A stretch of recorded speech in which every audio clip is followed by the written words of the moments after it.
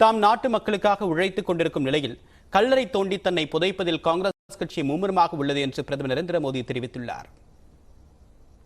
கர்நாடகாவில் நடப்பாண்டு சட்டமன்ற தேர்தல் நடைபெறும் நிலையில் ஆட்சியை தக்க வைக்க பாஜக முனைப்பு காட்டி வருகிறது. தேர்தல் தேதி அறிவிக்கும் முன்பே கடந்த 2 மாதங்களில் மட்டும் 5 முறை கர்நாடகத்திற்கு பிரதமர் நரேந்திர மோடி சுற்றுப்பயணம் மேற்கொண்டுள்ளார். இந்நிலையில் கர்நாடகாவில் பல்வேறு வளர்ச்சி திட்டப் பணிகளை தொடங்கி வைப்பதற்காக பிரதமர் நரேந்திர மோடி தனி விமானம் மூலமாக டெல்லியிலிருந்து பெங்களூரு வந்தார். அங்கிருந்து மண்டியா சென்றடைந்த அவர் ஐபி சர்க்கிள் பகுதியிலிருந்து 2 கிலோமீட்டர் தூரத்திற்கு பேரணியாக சென்றார். காரின் கதவை திறந்து நின்றபடி தொண்டர்களை பார்த்து கையசைத்தார். அப்போது வழிநெடுகிலும் தொண்டர்கள் பூக்களை தூவி பிரதமர் நரேந்திர மோடிக்கு உற்சாக வரவேற்பு அளித்தனர். பதிலுக்கு பிரதமர் நரேந்திர மோடியும் தொண்டர்கள் மீது பூக்களை தூவினார்.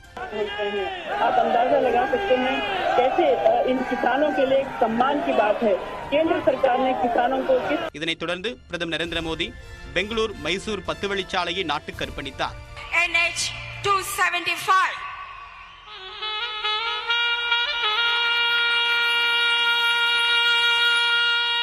கர்நாடக மாநிலத்தில் பெங்களூரு மற்றும் மைசூர் இடையே 118 கிலோமீட்டர் தொலைவிலான இந்த 10 வழிச்சாலை சுமார் 8480 கோடி ரூபாய் செலவில் அமைக்கப்பட்டுள்ளது.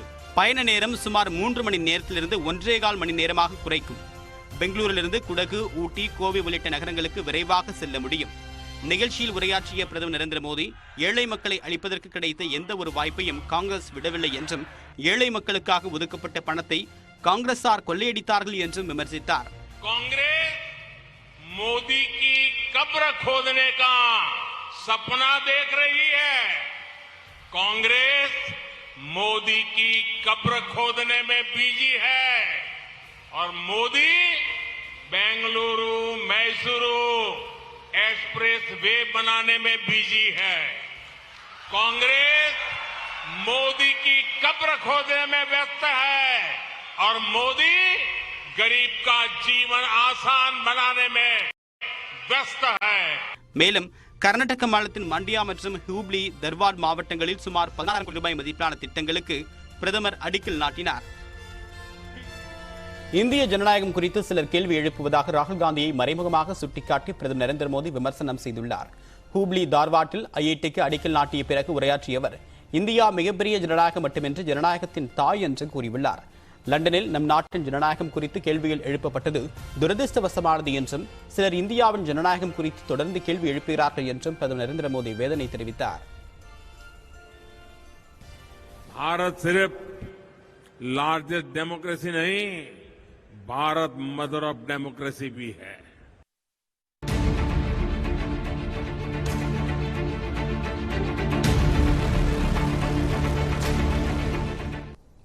நாடாளுமன்ற பட்ஜெட் கூட்டத்தொடரின் 2வது அமர்வு நாளை தொடங்கக்கூடிய நிலையில் ஆன்லைன் சூதாட்டத்திற்கு தடை விதிப்பது குறித்து மக்களவையில் விவாதிக்க கோரி திமுக சார்பில் கவன ஈர்ப்பு நோட்டீஸ் அளிக்கப்பட்டுள்ளது.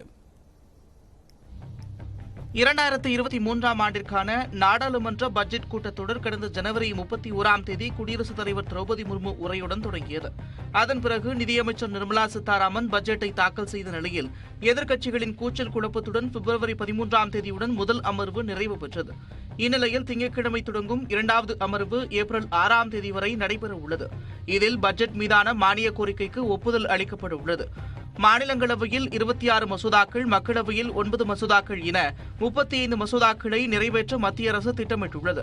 லாலு பிரசாத், மணிஷ் சிசோடியா உள்ளிட்டோரிடம் சிபிஐ, அமலாக்கத்துறை உள்ளிட்ட அமைப்புகள் மூலம் விசாரணை நடத்தப்பட்டதை கண்டித்து எதிர்க்கட்சிகள் அமளியில் ஈடுபடும் என்று எதிர்பார்க்கப்படுகிறது. அத்துடன் அதானி குழும விவகாரம், ஹிண்டன்பர்க் குற்றச்சாட்டு, எல்ஐசி பங்குகள் சரிவு, மோடி குறித்த பிபிசி ஆவணப்பட சர்ச்சை போன்றவை குறித்து விவாதிக்குமாறு எதிர்க்கட்சிகள் வலியுறுத்தும் என கூறப்படுகிறது. மேலும் வரி கட்டுப்பாடு, வருமான வரி குறைப்பு, சாமானியர்களுக்கு சாதகமாக பெரிய அறிவிப்புகள் எதுவும் பட்ஜெட்டில் இடம்பெறவில்லை என குற்றம் சாட்டியுள்ள எதிர்க்கட்சிகள் அது குறித்தும் முழக்கமிட வாய்ப்புள்ளது. அடுத்த ஆண்டு நாடாளுமன்ற தேர்தல் வருவதால் பல கவர்ச்சிகரமான அறிவிப்புகள் இந்த கூட்டத்தொடரில் இடம்பெறலாம் என்று எதிர்பார்க்கப்படுகிறது. இந்நிலையில் ஆன்லைன் சூதாட்டத்திற்கு தடை விதிப்பது குறித்து மக்களவையில் திங்கட்கிழமை விவாதிக்க கோரி மக்களவை திமுக குழு தலைவர் TR பாலு கவன ஈர்ப்பு நோட்டீஸ் வழங்கியுள்ளார். அதில் ஆன்லைன் சூதாட்டத்தால் தமிழ்நாட்டில் 40க்கும் மேற்பட்டோர் உயிரிழந்து விட்டதாகவும் உயிரிழப்புகளை தடுக்க ஆன்லைன் சூதாட்டத்தை சட்ட ரீதியாக தடை செய்ய வேண்டும் என்றும் TR பாலு கேட்டுக் கொண்டார். இதேபோல் நீட் நுழைவுத் தேர்வு ரத்து குறித்தும் தமிழ்நாடு எம்பிக்கள் கோரிக்கை வைப்பார்கள் என்று எதிர்பார்க்கப்படுகிறது. தமிழ்நாட்டில் 12ஆம் வகுப்பு பொதுத் தேர்வுகள் திங்கட்கிழமை தொடங்கி ஏப்ரல் மாதம் 3ஆம் தேதி வரை நடைபெறவுள்ளன. தமிழ்நாடு முழுவதும் தனி தேர்வர்கள் உட்பட 8,36,593 மாணவ மாணவிகள் 12ஆம் வகுப்பு பொதுத் தேர்வு எழுதவுள்ளனர். அதில் மாற்றுத்திறனாளிகள் 5,206 பேரும், 3ஆம் பாலினத்தவர் 6 பேரும், சிறைவாசி தேர்வர்கள் 90 பேரும் தேர்வு எழுதுகின்றனர். தமிழ்நாடு முழுவதுமாக 3,185 மையங்களில் 12ஆம் வகுப்பு பொதுத் தேர்வுகள் நடைபெறவுள்ளன. இந்நிலையில் தேர்வு எழுதும் மாணவர்கள் தயக்கமின்றி தேர்வை அணுக வேண்டும் என்று முதலமைச்சர் மு க ஸ்டாலின் அறிவுறுத்தியுள்ளார். 10, 11 மற்றும் 12ஆம் வகுப்பு பொதுத் தேர்வு எழுதும் மாணவர்களுக்கு வாழ்த்து தெரிவித்து வெளியிடக்கூடிய வீடியோவில் தன்னம்பிக்கையும் மன உறுதியும் இருந்தால் மாணவர்கள் பொதுத் தேர்வில் பாதி வெற்றி பெற்றுவிட்டதாக அர்த்தம் என்று கூறியுள்ளார்.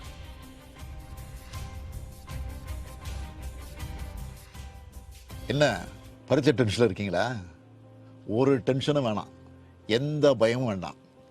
இது ஜஸ்ட் இன்னொரு பரீட்சை, அவ்வளவுதான். அப்படித்தான் இதை நீங்கள் அணுகணும். எந்த கேள்வியாக இருந்தாலும் நீங்கள் படிக்கிற புத்தகத்திலிருந்து தான் வரப்போகுது. அதனால் உறுதியோடு அப்ரோச் பண்ணுங்க. உங்களுக்கு தேவையானதெல்லாம் தன்னம்பிக்கையும் மன உறுதியும் தான். அது இருந்தாலே நீங்கள் பாதி ஜெயிச்சிட்டீங்க. தேர்வுன்றது உங்களை பரிசோதிக்கிறது இல்லை, உங்களை அடுத்த கட்டத்துக்கு எடுத்துட்டு போறது. பொதுத் தேர்வு எழுதக்கூடிய மாணவர்களுக்காக செய்யப்பட்டுள்ள ஏற்பாடுகள், மாணவர்கள் பின்பற்ற வேண்டிய வெளிநாட்டு நெறிமுறைகள், தவறு செய்தால் என்னென்ன தண்டனைகள் விதிக்கப்படும் என்பதை தற்போது தொகுப்பாக பார்க்கலாம். பொதுத் தேர்வு எழுதும் மாணவர்கள் மற்றும் ஆசிரியர்கள் தேர்வறைக்கு செல்போன் கொண்டு வரவும் பயன்படுத்தவும் தடை விதிக்கப்பட்டுள்ளது. தேர்வு முறைகேடுகளை தடுக்க 3,100 பறக்கும் படைகள் அமைக்கப்பட்டிருக்கும் நிலையில் 281 வினாத்தாள் கட்டுக்காப்பு மையங்களுக்கு 24 மணி நேரமும் ஆயுதம் தாங்கிய காவலர்கள் பாதுகாப்புக்கும் ஏற்பாடு செய்யப்பட்டுள்ளது. மாணவர்கள் அரசு தேர்வுகள் இயக்ககத்தில் அமைக்கப்பட்டிருக்கும் முழுநேர தேர்வு கட்டுப்பாட்டு அறையை தொடர்பு கொண்டு சந்தேகங்களுக்கு தெளிவு பெறவும் புகார் அளிக்கவும் வழிவகை செய்யப்பட்டுள்ளது. மேலும் ஒழுங்கீன செயல்களுக்கு உடந்தையாகவோ அல்லது ஊக்கப்படுத்தவோ பள்ளி நிர்வாகம் முயன்றால் பள்ளியின் அங்கீகாரம் ரத்து செய்யப்படும் எனவும் வழிகாட்டு நெறிமுறையில் தெரிவிக்கப்பட்டுள்ளது. பொதுத் தேர்வில் தவறு செய்தால் மாணவர்களுக்கு விதிக்கப்படும் தண்டனை குறித்த விவரங்களையும் அரசு தேர்வுகள் துறை வெளியிட்டுள்ளது. அதன்படி மாணவர்கள் காப்பி அடித்தால் ஓராண்டு முதல் 2 ஆண்டுகள் வரை பொதுத் தேர்வு எழுத தடை விதிக்கப்படும். தேர்வறையில் துண்டு தாள்களை தன்வசம் வைத்திருந்தால் அந்த மாணவர் எழுதிய அனைத்து தேர்வுகளும் ரத்து செய்யப்படுவதுடன் ஓராண்டுக்கு தேர்வெழுத தடை விதிக்கப்படும். ஆள்மாறாட்ட நடவடிக்கையில் ஈடுபட்டால் பொதுத் தேர்வு எழுத நிரந்தர தடை விதிக்கப்படுவதுடன் அம்மாணவர் எழுதிய தேர்வுகள் அனைத்தும் ரத்து செய்யப்படும் என்றும் குறிப்பிடப்பட்டுள்ளது. விடைத்தாள்களில் விடைகளை தவிர்த்து வேறு விஷயங்களை எழுதினால் சம்பந்தப்பட்ட மாணவர் எழுதிய பாடத்தேர்வு ரத்து செய்யப்படும் என்று எச்சரிக்கை விடுக்கப்பட்டுள்ளது. விடைத்தாள்களை தேர்வறையிலிருந்து வெளியே அனுப்பினால் 3 ஆண்டுகள் தேர்வெழுத தடை விதிக்கப்படும் என்றும் அரசு தேர்வுகள் துறை தண்டனை விவரங்களில் தெரிவித்துள்ளது. தமிழகத்தின் பல்வேறு பகுதிகளில் ஜல்லிக்கட்டு போட்டி விறுவிறுப்பாக நடைபெற்றது. தேனி மாவட்டம் சின்னமனூர் அருகே நடைபெறக்கூடிய ஜல்லிக்கட்டு போட்டியில் சீறி வரக்கூடிய காளைகளை வீரர்கள் தீரத்துடன் அடக்கி பரிசுகளை அள்ளிச் சென்றனர். ஐயம்பட்டி கிராமத்தில் கோவில் திருவிழாவை ஒட்டி நடத்தப்படக்கூடிய இந்த போட்டியில் வாடிவாசலிருந்து பாய்ந்து செல்ல 600 காளைகள் பதிவு செய்யப்பட்டிருந்தன. இவற்றை அடக்க 400 வீரர்கள் சுழற்சி முறையில் களம் கண்டனர்.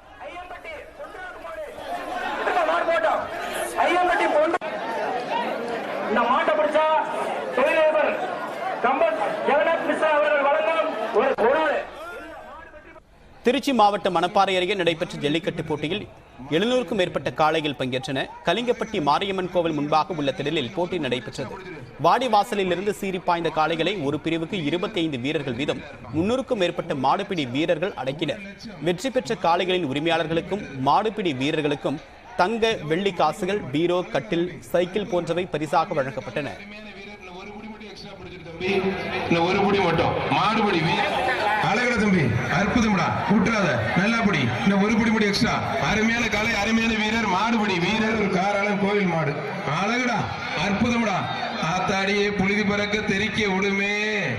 அருமையான மாடு, அழகுடா, அற்புதம்டா. புதுக்கோட்டை மாவட்டம் குலமங்கலம் மலைக்கோவிலில் சுப்பிரமணிய சுவாமி தைப்பூச திருவிழாவை முன்னிட்டு ஜல்லிக்கட்டு போட்டி நடைபெற்றது. இதையடுத்து இன்று நடைபெற்ற போட்டியில் 550 காளைகள் பங்கேற்ற நிலையில் 200க்கும் மேற்பட்ட வீரர்கள் அவற்றை அடக்க முற்பட்டனர்.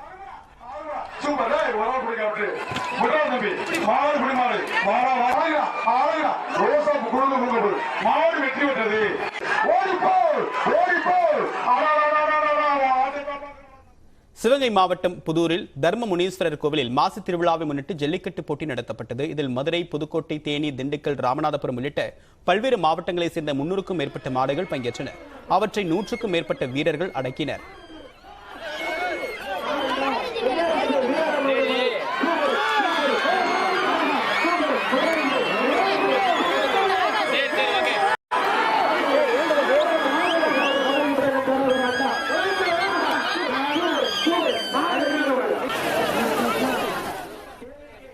திருவண்ணாமலை மாவட்டம் காட்டுக்காநல்லூரில் நடைபெற்ற காளை விடும் விழாவில் 300க்கும் மேற்பட்ட மாடுகள் பங்கேற்றன. இதில் குறிப்பிட்ட நேரத்தில் இலக்கை எட்டி முதல் இடத்தை பிடித்த காளைக்கு 70,000 ரூபாய் பரிசும், 2ஆம் இடம் பிடித்த காளைக்கு 50,000 ரூபாய் பரிசும், 3ஆம் இடம் பிடித்த மாட்டிற்கு 50,000 ரூபாயும் பரிசாக வழங்கப்பட்டது.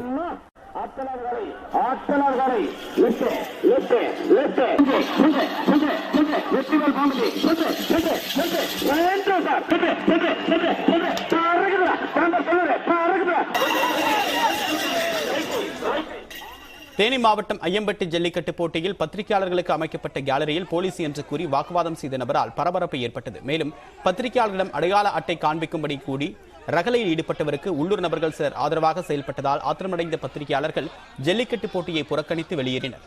பத்திரிகையாளர்களிடம் வாக்குவாதம் செய்யப்பட்ட நிகழ்வால் அங்கு சிறிது நேரம் பரபரப்பு ஏற்பட்டது.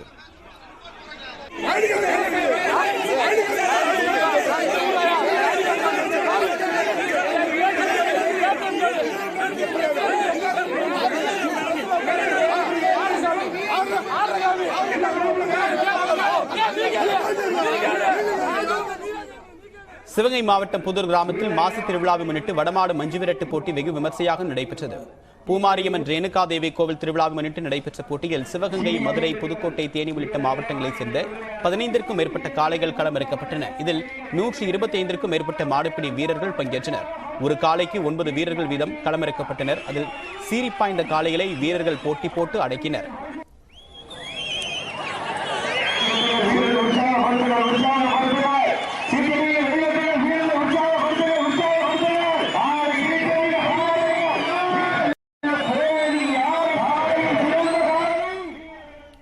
வார விடுமுறை தினத்தையொட்டி தமிழ்நாட்டின் பல்வேறு சுற்றுலா தலங்களில் மக்கள் கூட்டம் அதிகரித்து காணப்பட்டது.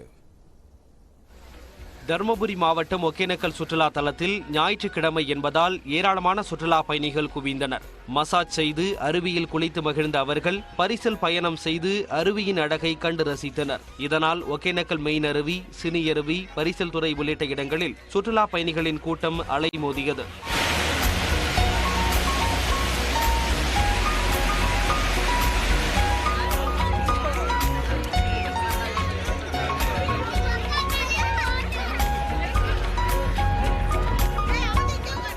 வார விடுமுறையை ஒட்டி தமிழ்நாடு மட்டுமன்றி கேரளா, ஆந்திரா, கர்நாடகா உள்ளிட்ட பல்வேறு மாநிலங்களைச் சேர்ந்த சுற்றுலா பயணிகள் ஏராளமானோர் கொடைக்கானலுக்கு வருகை தந்தனர்.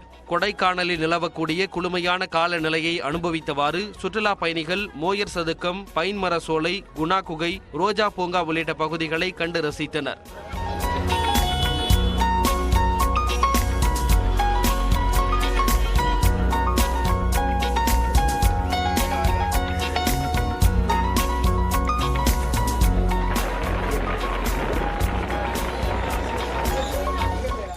தென்காசி மாவட்டம் குற்றாலம் அருவியிலும் ஏராளமான சுற்றுலா பயணிகள் குவிந்தனர். ஆனால் மெயின் அருவிகளில் நீர்வரத்து குறைந்து காணப்பட்டதால் ஆண்களும் பெண்களும் ஒரே பகுதியில் குளிக்கும் நிலை ஏற்பட்டது. தொடர் வெயிலின் தாக்கத்தால் புலியருவி, சிற்றருவியில் நீர்வரத்து இன்றி வறண்டு காணப்பட்டன. அதே சமயம் குமரியின் குற்றாலம் என்று அழைக்கப்படும் திருப்பரப்பு அருவியில் சுற்றுலா பயணிகளின் வரத்து அதிகரித்து காணப்பட்டது. கோதை ஆற்றில் நீர்வரத்து குறைந்ததால் திருப்பரப்பு அருவியில் நீர்வரத்து சீராக உள்ளது. இதனால் நீண்ட நேரம் அருவியில் குளித்து சுற்றுலா பயணிகள் மகிழ்ந்தனர். அருவியின் மேற்பகுதியில் உள்ள சுற்றுலா படகு துறையிலும் படகு சவாரி செய்து இயற்கையின் அழகை கண்டு ரசித்தனர். சர்வதேச சுற்றுலா மையமான கன்னியாகுமரியில் வார விடுமுறையை முன்னிட்டு சூரிய உதயத்தை காண குவிந்த சுற்றுலா பயணிகள் செல்ஃபி மற்றும் புகைப்படம் எடுத்து மகிழ்ந்தனர். மண்டைக்காடு பகவதி அம்மன் கோயில் கொடை விழாவிற்காக கேரளாவில் இருந்து வந்த பக்தர்கள் ஏராளமானோர் சூரிய உதயத்தை பார்க்க வருகை தந்ததால் கன்னியாகுமரி களை கட்டியது.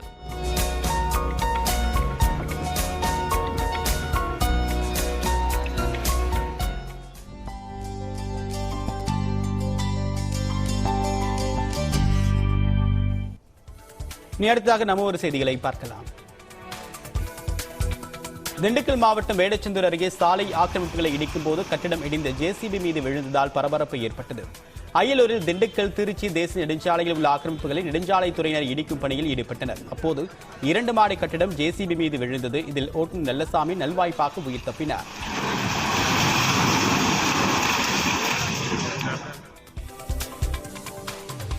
கரூர் வாங்கல் சாலையில் உள்ள ஸ்ரீ நவநீத கிருஷ்ணன் கோவில் பசுவுக்கு வளைகாப்பு விழா வெகு விமர்சையாக நடைபெற்றது. தண்ணீர் பந்தல் பாளையத்தில் உள்ள கோவில் கோசோலையில் உள்ள பசுவிற்கு பட்டுச்சேலை கட்டி கண்ணாடி வலையில் நெத்திச்சூடி அணிவித்து வால் பூக்களால் அலங்கரிக்கப்பட்டது. தொடர்ந்து பசுவுக்கு இனிப்பான தின்பண்டங்கள் வழங்கி சிறப்பு கோபூஜை செய்யப்பட்டது. இந்த விழாவில் பங்கேற்ற பக்தர்களுக்கு 7 வகையான கலவை சாதங்கள் பிரசாதமாக வழங்கப்பட்டன.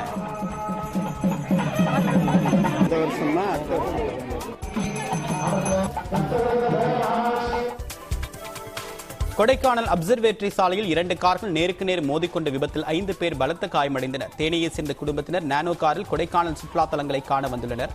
அப்சர்வேட்டரி பகுதியில் சென்ற போது அவர்களின் கார் மீது அதிவேகமாக வந்த கேரளாவை சேர்ந்த கார் மோதியது. இதையடுத்து விபத்திற்கு காரணமான கேரள இளைஞர்களை சிறைப்பிடித்த பொதுமக்கள் தர்ம அடி கொடுத்தனர்.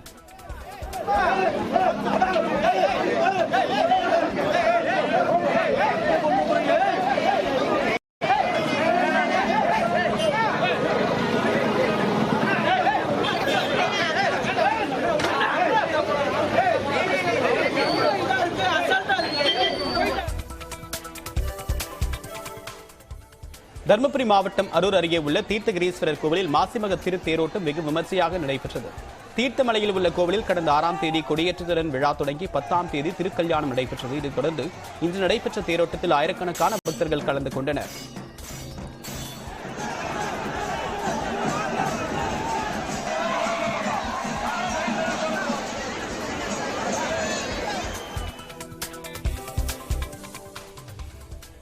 முதலமைச்சர் மு க ஸ்டாலின் பிறந்தநாளை முன்னிட்டு நடத்தப்பட்ட கைப்பந்து போட்டியை மக்கள் நல்வாழ்வுத்துறை அமைச்சர் மா சுப்பிரமணியன் வாலிபால் விளையாடி தொடங்கி வைத்தார்.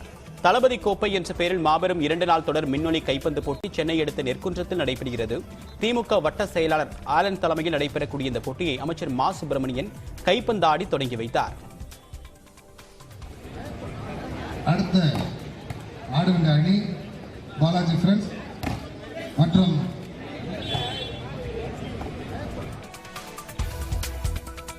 மத்திய தகவல் ஒலிபரப்புத்துறை இணை அமைச்சர் எல் முருகன் நாமக்கல் மாவட்டத்தில் உள்ள தன்னுடைய குலதெய்வ கோவிலில் வழிபாடு நடத்தினார்.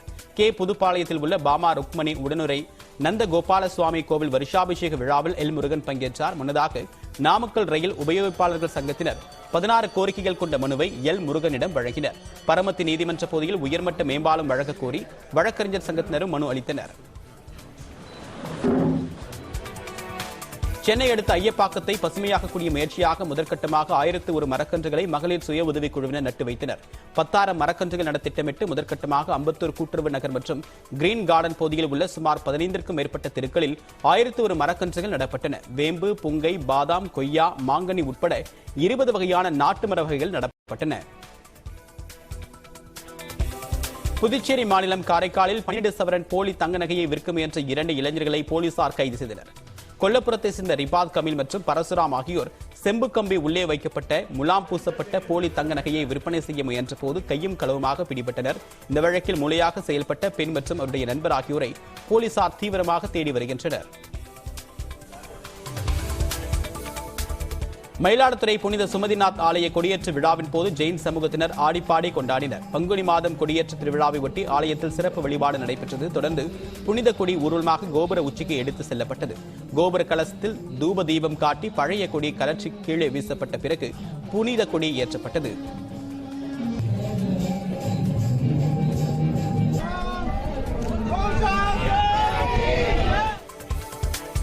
சென்னை அம்பத்தூரில் 22 கிலோ கஞ்சா கடத்தி வந்த மதுரையை சேர்ந்த கார்த்திக் மற்றும் பாஸ்கரன் ஆகியோரை போலீசார் கைது செய்தனர். மதுரையிலிருந்து விமானம் மூலமாக ஆந்திரா சென்று கஞ்சாவை வாங்கி வந்து விற்பனை செய்வதாக கிடைத்த ரகசிய தகவலை அடுத்து இருவரையும் போலீசார் மடக்கி பிடித்துள்ளனர்.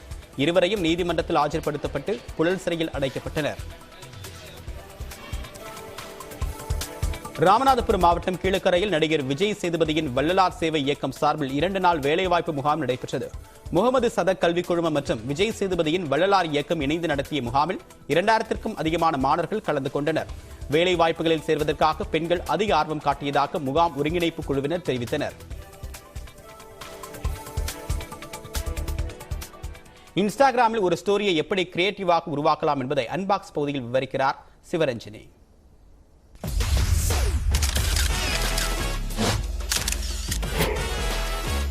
இன்ஸ்டாகிராம்ல நீங்க போடும் ஒரு பதிவை உங்களோட எல்லா ஃபாலோவர்ஸுக்கும் கொண்டு போய் அதிக லைக்ஸ் பெறணும்னா பதிவை நிச்சயமா உங்க ஸ்டோரியில ஷேர் பண்ணுங்க.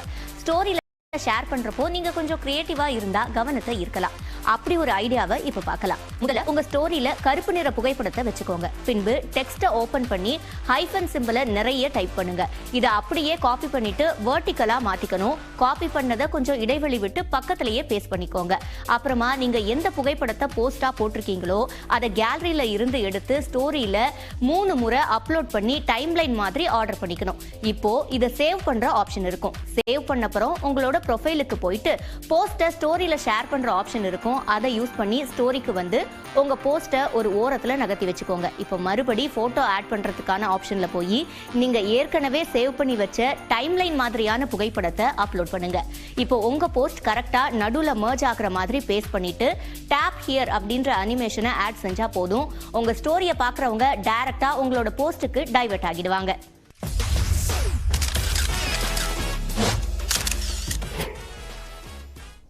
சென்னையிலிருந்து திருப்பதிக்கு காரில் சென்ற சிங்கப்பூரை சேர்ந்த 3 பேர் சாலை விபத்தில் உயிரிழந்தனர். ஆந்திர மாநிலம் புத்தூர் அருகே சென்று கொண்டிருந்த போது எதிரே வந்த ஆயில் டேங்கர் லாரியும் காரும் நேருக்கு நேர் மோதி விபத்திற்குள்ளானது. இதில் கார் முழுவதுமாக நசுங்கி அதில் பயணித்த 3 பேர் சம்பவ இடத்திலேயே உயிரிழந்தனர். உடல்களை மீட்டு புத்தூர் அரசு மருத்துவமனைக்கு உடற்கூராய்விற்காக அனுப்பி வைக்கப்பட்டுள்ளது. லாரி ஓட்டுநரை புத்தூர் போலீசார் கைது செய்தனர். உயிரிழந்தவர்கள் இளங்கோ, யுவராஜ், நாகஜோதி என்பதும் சிங்கப்பூரிலிருந்து திருப்பதி ஏழுமலையான் தரிசனத்திற்காக வந்தவர்கள் என்பதும் விசாரணையில் தெரிய வந்தது. சென்னை விமான நிலையம் வந்து அங்கிருந்து கார் மூலமாக திருப்பதி நோக்கி செல்லும் போது விபத்தில் சிக்கியதும் தெரிய வந்துள்ளது. இனி அடுத்தாக ஒரு நிமிட செய்திகளை பார்க்கலாம். போலி டாக்டர் பட்ட விவகாரத்தில் கைது செய்யப்பட்ட ஹரீஷின் வங்கி கணக்குகள் முடக்கப்பட்டன. சர்வதேச ஊழல் தடுப்பு மற்றும் மனித உரிமை கவுன்சில் என்ற தனியார் நிறுவனம் நடிகர் வடிவேலு, இசையமைப்பாளர் தேவா உள்ளிட்டோருக்கு கடந்த பிப்ரவரி மாதம் கௌரவ டாக்டர் பட்டம் வழங்கியது. இதற்காக சென்னை அண்ணா பல்கலைக்கழகத்தில் நடைபெற்ற விழாவில் ஓய்வு பெற்ற நீதிபதி வள்ளிநாயகம் சிறப்பு விருந்தினராக கலந்து கொண்டார். இந்நிலையில் தங்கள் பல்கலைக்கழக பெயரை பயன்படுத்தி சட்டவிரோதமாக டாக்டர் பட்டம் வழங்கப்பட்டதாக அண்ணா பல்கலைக்கழக துணைவேந்தர் காவல் நிலையத்தில் புகார் அளித்தார். அதன் பேரில் விசாரணை மேற்கொண்ட காவல்துறையினர் சர்வதேச ஊழல் தடுப்பு மற்றும் மனித உரிமை கவுன்சில் தலைவர் ஹரீஷை கைது செய்தனர். அவருடைய வங்கி கணக்குகள் தற்போது முடக்கப்பட்டுள்ளன. ஆடுதுறையில் உள்ள வங்கி கிளையின் கணக்குகளை சென்னை போலீசார் ஆய்வு செய்து வருகின்றனர். இதனிடையே ஹரீஷிடம் நடத்திய விசாரணையில் 4 பிரபலங்களுக்கு மட்டும் இலவசமாக டாக்டர் பட்டம் வழங்கிவிட்டு மீதமுள்ள 50 பேரிடம் பணம் வாங்கிக் கொண்டு பட்டம் வழங்கியது தெரிய வந்துள்ளது. நாகை மாவட்டம் பட்டினச்சேரி கடற்கரையில் சிபிசிஎல் குழாயை அகற்றும் விவகாரம் தொடர்பாக வரும் 16ஆம் தேதி முடிவெடுக்கப்படும் என்று சுற்றுச்சூழல் துறை அமைச்சர் மெய்யநாதன் தெரிவித்துள்ளார். நாகூர் பட்டினச்சேரி கடற்கரையில் சென்னை பெட்ரோலிய கழக நிறுவனத்திற்கு சொந்தமான கச்சா எண்ணெய் குழாயில் கடந்த 2ஆம் தேதி கசிவு ஏற்பட்டது. இதனால் கடல் நீரில் கச்சா எண்ணெய் கலந்ததால் அப்பகுதியில் சுவாச கோளாறு ஏற்பட்டதாக மீனவ கிராம மக்கள் குற்றம் சாட்டினர். அடுத்தடுத்து 2 முறை கசிவு ஏற்பட்ட நிலையில் குழாயில் பம்பிங் செய்ததால் கடந்த 2 நாட்களுக்கு முன்பு கச்சா எண்ணெய் பீச்சி அடித்து கடலில் கலந்தது. இதனால் கிராம மக்கள் மிகுந்த அச்சமடைந்தனர். இந்த சூழலில் பட்டினச்சேரி கடற்கரையில் தமிழக சுற்றுச்சூழல் துறை அமைச்சர் மெய்யநாதன் நேரில் ஆய்வு செய்தார். அப்போது பாதிப்புகள் மற்றும் குறைகள் குறித்து மீனவர்களிடம் கேட்டறிந்தார். யாரும் எதற்கும் அச்சப்பட வேண்டாம் என்பதை தெரிவிச்சுக்கிறார். முற்றிலும் அகற்ற போறீங்களா இல்ல புது குழாய் அமைக்கிறதுக்கான நடவடிக்கை எல்லாத்துக்கும் முடிவு 16ஆம் தேதி முடிவு தெரியும். எதிர்வரும் காலங்களில் இதுபோன்ற அசம்பாவிதங்கள் நடைபெறாமல் இருக்க நடவடிக்கை எடுக்கப்படும் என்று அமைச்சர் மெய்யநாதன் உறுதியளித்தார். சிவகங்கை மாவட்டம் காரைக்குடி அருகே நடைபெற்ற மீன்பிடி திருவிழாவில் ஏராளமானோர் ஆர்வமுடன் பங்கேற்று மீன்களை பிடித்துச் சென்றனர். சிவகங்கையில் விவசாயத்திற்கு நீர் பயன்படுத்தப்பட்டதால் கண்மாய்களில் தண்ணீர் வற்றத் தொடங்கியுள்ளது. இதையடுத்து காரைக்குடி அருகே ஆத்தங்குடி, ஓ சிறுவயல், குருந்தம்பட்டு உள்ளிட்ட 3 கிராமங்களில் பாரம்பரிய மீன்பிடி திருவிழா இன்று நடைபெற்றது. இதில் ஆத்தங்குடி, வெள்ளூர், கோணாப்பட்டு உள்ளிட்ட சுற்றுவட்டாரத்தில் உள்ள 30க்கும் மேற்பட்ட கிராமங்களில் இருந்து வந்திருந்த மக்கள் மீன்களை பிடித்துச் சென்றனர். சிறுவர்கள் முதல் பெரியவர்கள் வரை அனைத்து தரப்பு மக்களும் போட்டி போட்டுக்கொண்டு ஊத்தா கூடை, கச்சாவலை உள்ளிட்ட உபகரணங்களை கொண்டு மீன்களை பிடித்தனர். இதில் கட்லா, ஜிலேபி, கெளுத்தி, கெண்டை உள்ளிட்ட மீன்கள் கிடைத்தன. அவற்றை கிராம மக்கள் மகிழ்ச்சியுடன் தங்களது வீடுகளுக்கு எடுத்துச் சென்றனர். கழிவுகளை அகற்றும் பணிக்காக பிரத்யேக கருவி கண்டுபிடிக்கப்பட்டுள்ளதாகவும் பஞ்சாயத்துகளுக்கு தேவையான அளவு தயாரித்து வழங்கப்படும் என்றும் சென்னை ஐஐடி இயக்குநர் காமக்கோடி தெரிவித்துள்ளார். சென்னை கிண்டியில் உள்ள ஐஐடியில் மாணவர்களால் உருவாக்கப்பட்ட 3D பிரிண்டிங் ட்ரோன்கள், தானியங்கி வாகனங்கள் என 77 புதிய கண்டுபிடிப்புகள் காட்சிப்படுத்தப்பட்டன.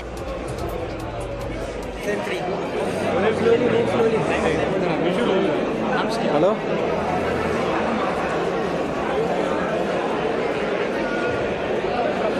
மாணவர்களின் புதிய கண்டுபிடிப்புகளை சென்னை ஐஐடியின் இயக்குநர் காமகோடி பார்வையிட்டார்.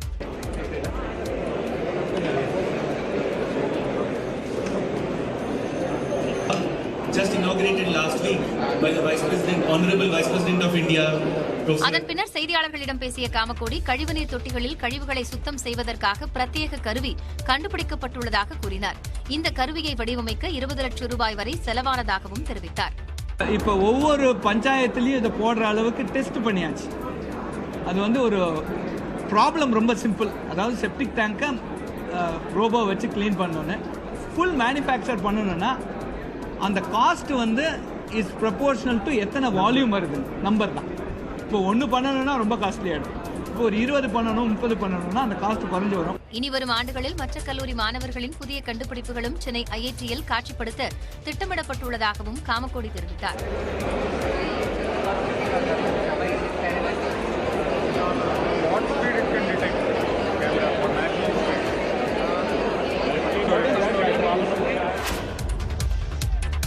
கோவையில் ஆளுநர் RN ரவிக்கு எதிராக கருப்பு கொடி காட்ட முயன்ற மார்க்சிஸ்ட் கம்யூனிஸ்ட் கட்சியினரை காவல்துறையினர் குண்டுக்கட்டாக கைது செய்தனர். அண்மையில் நிகழ்ச்சி ஒன்றில் கலந்து கொண்ட ஆளுநர் ரவி காரல் மார்க்சின் தத்துவம் இந்தியாவை சிதைத்ததாக பேசியிருந்தார். இந்த கருத்து சர்ச்சையை ஏற்படுத்தியதை அடுத்து பல்வேறு அரசியல் கட்சிகள் ஆளுநருக்கு எதிர்ப்பு தெரிவித்தன. அதில் ஆளுநர் தமிழ்நாட்டில் எந்த பகுதிக்கு சென்றாலும் கண்டனம் தெரிவிக்கும் வகையில் அவருக்கு கருப்பு கொடி காட்டப்படும் என்று மார்க்சிஸ்ட் கம்யூனிஸ்ட் கட்சி தெரிவித்திருந்தது. இந்நிலையில் உதகையிலிருந்து கோவை வந்த ஆளுநர் ஈஷா யோகா மையத்திற்கு சென்றார். அங்கிருந்து சென்னை திரும்ப விமான நிலையம் வந்தபோது சிட்ரா பகுதியில் மார்க்சிஸ்ட் கம்யூனிஸ்ட் கட்சியினர் 50க்கும் மேற்பட்டோர் கருப்பு கொடி காட்ட முயன்றனர். அத்துடன் ஆளுநருக்கு எதிராக கண்டன முழக்கமிட்டனர்.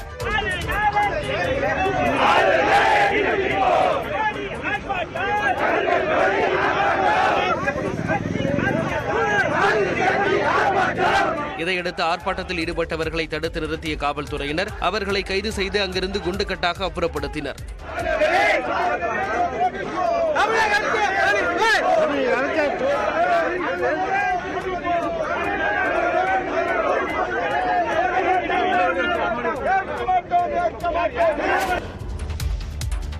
பெட்ரோலிய நிறுவனங்களுக்கு இடையிலான செஸ் போட்டியில் தமிழ்நாட்டைச் சேர்ந்த பிரக்ஞானந்தா சாம்பியன் பட்டம் வென்றார். பெட்ரோலிய நிறுவனங்களுக்கு இடையிலான செஸ் போட்டிகள் புனேவில் நடைபெற்றது. இதில் இந்தியாவின் தலைச்சிறந்த கிராண்ட் மாஸ்டர்கள் பங்கேற்று பலப்பரீட்சை நடத்தினர். 9 சுற்றுகளாக நடைபெற்ற போட்டியில் தமிழ்நாட்டைச் சேர்ந்தவரும் இந்தியன் ஆயில் சார்பில் விளையாடியவருமான பிரக்ஞானந்தா தொடக்கம் முதலே முன்னிலை வகித்தார். இறுதியில் 6 வெற்றி 3 டிரா என தோல்வியை சந்திக்காமல் 7.5 புள்ளிகளை கைப்பற்றி முதலிடம் பிடித்து சாம்பியன் பட்டத்தை தட்டிச் சென்றார். தமிழ்நாட்டு வீரர்களான கார்த்திகேயன் 7 புள்ளிகளுடன் 2வது இடத்தையும், அதிபன் அதே 7 புள்ளிகளுடன் 3வது இடத்தையும் பிடித்தனர். முதல் 3 இடங்களையுமே தமிழக வீரர்கள் பிடித்திருப்பது குறிப்பிடத்தக்கது.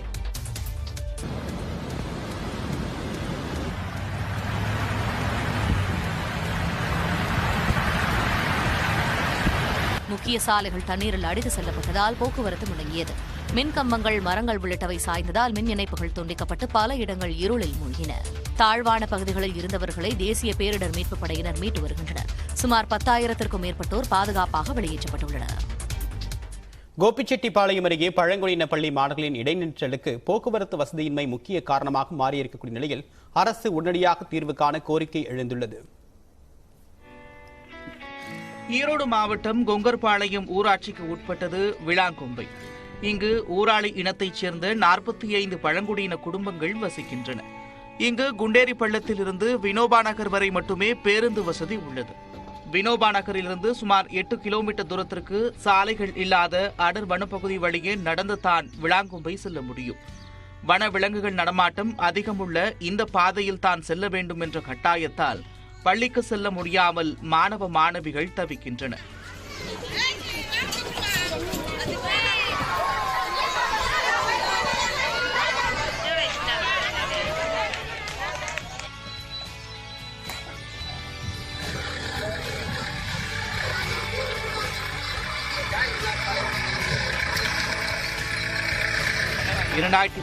ஆண்டிற்கு முன்பு வினோபா நகர் நடுநிலைப் பள்ளியில் விளாங்கொம்பை மாணவர்கள் படித்து வந்தனர்.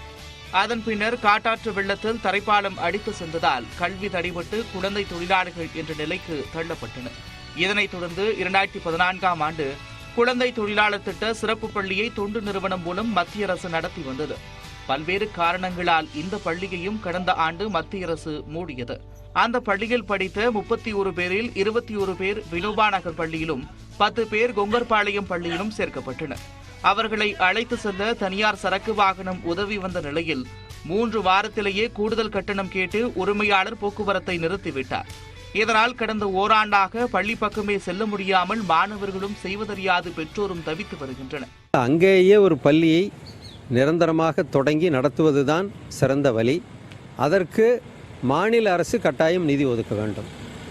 ஏற்கனவே பழங்குடிகளுக்காக ஒதுக்கப்பட்டிருக்கிற நிதி முறையாக பயன்படுத்தப்படாமல் 5000 கோடிக்கு மேலாக கடந்த வருடம் திரும்பி போனதாக பத்திரிகை செய்திகளெல்லாம் வந்திருக்கிறது. ஆகவே இந்த ஆண்டாவது அப்படி கிடைத்திருக்கிற பணத்தை ஒன்றிய அரசிடமிருந்தோ அல்லது தமிழக அரசிடமிருந்தோ பழங்குடிகளுக்காக ஒதுக்கப்பட்டிருக்கிற நிதியை இதுபோன்ற இடங்களில் பள்ளி கட்டுவதும் அங்கே ஒரு சிறப்பு ஆசிரியர்களை நியமிப்பதும் மிக மிக அவசியமானது. ஓராண்டாக பள்ளிக்கு வராத பழங்குடியின குழந்தைகள் குறித்து கல்வித்துறையோ மாவட்ட நிர்வாகமோ கண்டுகொள்ளவில்லை என்பது வேதனையின் உச்சம். ஒரு தலைமுறையே அவங்க படிக்கல. இந்த 30 குழந்தைகள் மட்டும் இல்லை, அந்த கிராமத்தில் இவங்க தான் முதல் முறையாக பள்ளிக்கூட வாசனையை அறிகிறாங்க. எந்த விதமான கல்வி வாசனையும் இல்லாமல் இருக்கக்கூடிய இந்த கிராமத்துக்கு இந்த பழங்குடி குழந்தைகளை கட்டாயமாக புறக்கணிக்காமல் அரசு இதில் தீவிர கவனம் செலுத்தி அங்கே உடனடியாக துவக்கப்பள்ளி தொடங்கிறது தாமதமானாலும் கூட அவர்களுக்கு ஏதேனும் ஒரு வாகன வசதியாவது செஞ்சு அந்த பள்ளிக்கு கொண்டு வந்து வினோபா நகரில் இருக்கக்கூடிய அந்த பள்ளியில் அவங்கள படிக்க வைக்கிறதுக்கு தமிழக அரசாங்கம் நடவடிக்கை எடுக்கணும்னு சொல்லி நாங்கள் கேட்டுக்கிறோம். தங்கள் இனத்தின் முதல் தலைமுறை மாணவ மாணவிகளான இவர்களின் கல்வி அரசின் அலட்சியத்தால் பல ஆண்டுகளாக சீர்குலைந்து வருகிறது. கல்வி ஒன்றுதான் பழங்குடியினருக்கான முன்னேற்றம் என்பதை உணர்ந்து நடவடிக்கை எடுக்க வேண்டும் என்பதே முக்கிய கோரிக்கையாக இருக்கிறது. இனி அடுத்ததாக விரைவுச் செய்திகளை பார்க்கலாம். எம்பிக்களுக்கு உரிய மரியாதை இல்லை என்று விடுதலை சிறுத்தைகள் கட்சித் தலைவர் திருமாவளவன் தெரிவித்துள்ளார். மதுரை, நாகமலை, புதுக்கோட்டையில் விசிக கட்சி பிரமுகர் இல்ல நிகழ்ச்சியில் பங்கேற்ற அவர் திருமா படிப்பகம் என்ற நூலகத்தை திறந்து வைத்தார். பின்னர் தொண்டர்களிடையே பேசிய அவர் அனைவரும் படித்து தேர்வு எழுதி வெற்றி பெற்று பணியில் சேர வேண்டும் என கேட்டுக் கொண்டார். இப்பெல்லாம் எம்பிக்கு எந்த மரியாதையும் கிடையாது. எம்எல்ஏக்கு அப்பெல்லாம் எம்பி கையெழுத்து போட்டாலே ஒரு கையெழுத்துக்கு அப்ப 25 ரூபா பணம் வாங்கிட்டு தான் போடுவாங்க. இப்ப நான் ஒரு நாளைக்கு 250 கையெழுத்து போடுறேன், 300 கையெழுத்து போடுறேன். பிளாங்க்லேயே போட்டு கொடுத்துட்டு வந்துடுவேன், என்ன வேணாலும் எழுதிக்க அப்படின்னு. எம்பி கையெழுத்து போட்டா கேஸ் கனெக்ஷன் கிடைக்கும், எம்பி கையெழுத்து போட்டா எங்கேயாவது வேலை கிடைக்கும். கலெக்டர் போட்டு கொடுப்பாரு அல்லது வேற யாராவது போட்டு கொடுப்பாங்க. எம்பி அனுப்பிச்சிட்டாரு. இப்ப எம்பின்னா அவ்வளவு பெரிய மரியாதை. இப்ப எம்பின்னா தம்பின்னு கூப்பிடுறாங்க. இப்ப எந்த மரியாதையும் கிடையாது.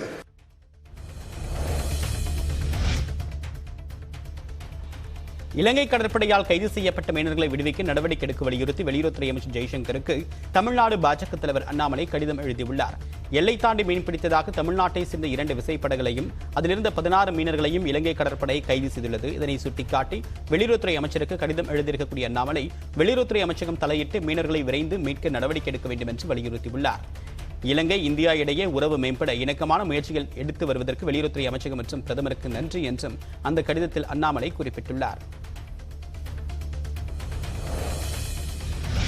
திருப்பதி ஏழுமலையான் கோயிலில் நடிகர் பிரபு குடும்பத்துடன் சுவாமி தரிசனம் செய்தார். சிறுநீரக பிரச்சினை காரணமாக நடிகர் பிரபு சென்னையில் உள்ள தனியார் மருத்துவமனையில் அண்மையில் சிகிச்சை பெற்றார். இந்நிலையில் திருப்பதி கோயிலில் அவர் விக்ரம் பிரபு உள்ளிட்டோருடன் சுவாமி தரிசனம் செய்தார். தொடர்ந்து ரங்கநாயர் மண்டபத்தில் தீர்த்த பிரசாதங்களை அவர் பெற்றுக் கொண்டார். என்னோட குடும்பத்தின் ஆசியால நான் நல்லா இருக்கேன்.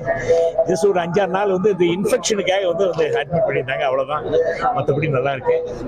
என்னை விசாரிச்ச அத்தனை பேருக்கும் என்னோட மனமார்ந்த நன்றியும்.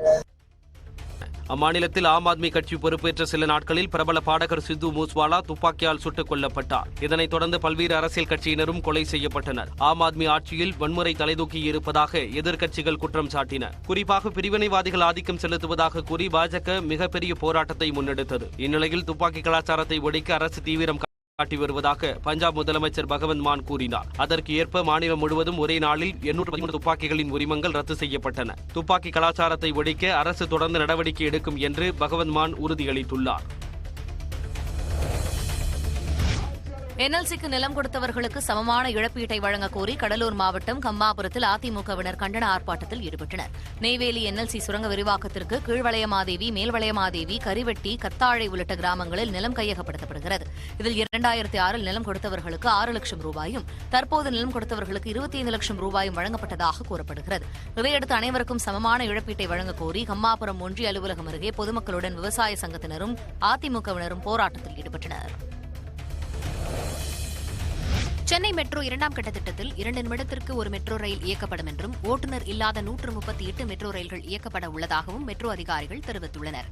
சென்னை மெட்ரோ 2ஆம் கட்ட பணிகள் 118.9 கிலோமீட்டர் நீளத்திற்கு நகரில் 128 ரயில் நிலையங்களை இணைக்கும் வகையில் உருவாக்கப்பட்டு வருகிறது. இந்நிலையில் மெட்ரோ ரயில் 2ஆம் கட்ட பணிகளில் மாதவரம் சிறுசேரி, மாதவரம் சோழிங்கநல்லூர், பூவிருந்தவல்லி, மெரினா ஆகிய வழித்தடங்களை 2 நிமிடங்களுக்கு ஒரு மெட்ரோ ரயில் இயக்க திட்டமிடப்பட்டுள்ளது.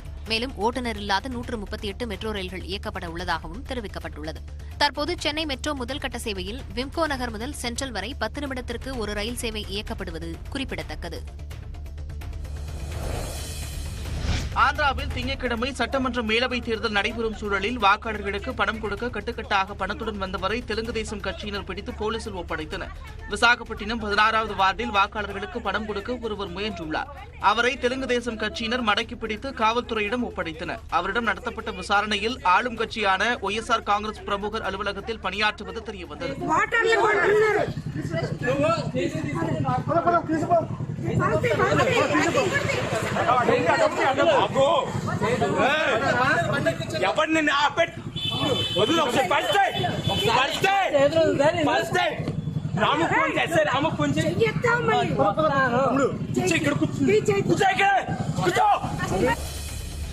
மத்திய பிரதேச மாநிலம் போபாலில் ரங் பஞ்சமியை ஒட்டி மக்கள் வண்ணப்பொடிகள் கலந்த நீரில் ஆனந்தமாக குளித்து ஆட்டம் போட்டனர். உத்தரப்பிரதேசம் உள்ளிட்ட வட மாநிலங்களில் ஹோலி கடந்த 7 மற்றும் 8ஆம் தேதி கொண்டாடப்பட்டது.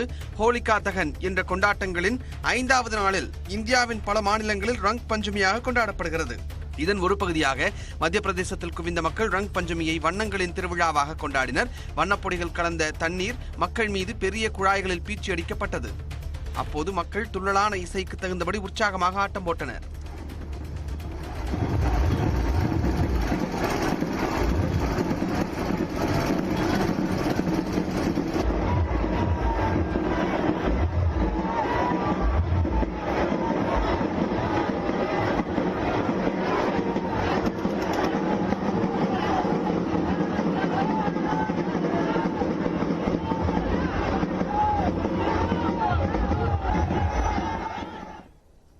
மண்ணில் இருக்கும் பாக்டீரியாக்களை பயன்படுத்தி மின்சாரம் தயாரிப்பதாக ஆஸ்திரேலியாவின் ஆய்வாளர்கள் கண்டறிந்துள்ளனர்.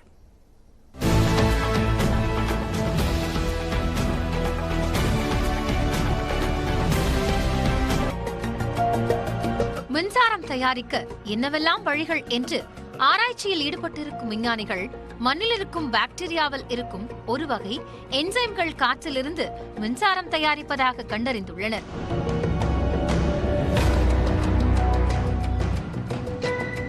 ஆஸ்திரேலியாவில் உள்ள மொனாஷ் பல்கலைக்கழகத்தைச் சேர்ந்த குழு மின்சாரம் குறித்த ஆராய்ச்சியில் ஈடுபட்டிருந்த போது இதை கண்டறிந்துள்ளது.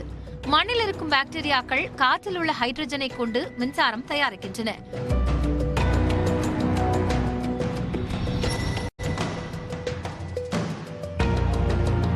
அண்டார்டிகா மாதிரியான பிரதேசங்கள் தொடங்கி எரிமலையை தன்னுள் வைத்திருக்கும் மலைகள் மற்றும் ஆழ்கடல் பகுதிகளில் வசிக்கும் பாக்டீரியாக்கள் காற்றில் இருக்கும் ஹைட்ரஜனை கொண்டு வளர்வது இயல்பான ஒன்று.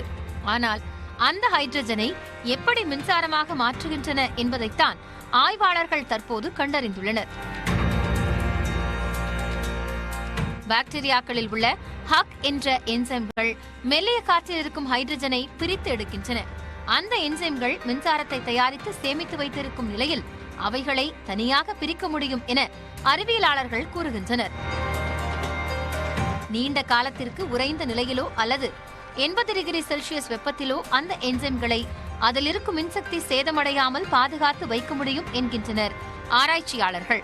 அந்த என்சைம்களை ஒரு இயற்கை பேட்டரி என்று அழைக்கும் விஞ்ஞானிகள் முதற்கட்டமாக சூரிய ஒளியில் இயங்கும் இயந்திரங்களை இந்த வகை பாக்டீரியாவில் இருந்து தயாரிக்கும் மின்சாரத்தை கொண்டு இயக்க முடியும் என தெரிவித்துள்ளனர். இச்சோதனை வெற்றி பெற்றால் பாக்டீரியா மூலம் மின்சாரம் தயாரிப்பதற்கு வானம்தான் இல்லை என்பதை மறுப்பதற்கில்லை.